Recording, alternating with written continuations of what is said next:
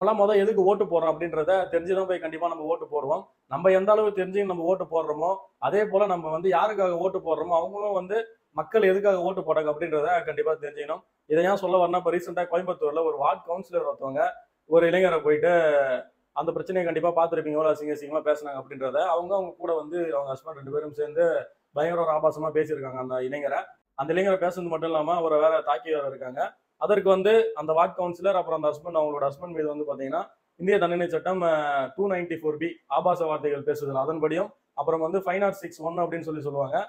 Criminal intimidation அப்படின்னு சொல்லுவாங்க.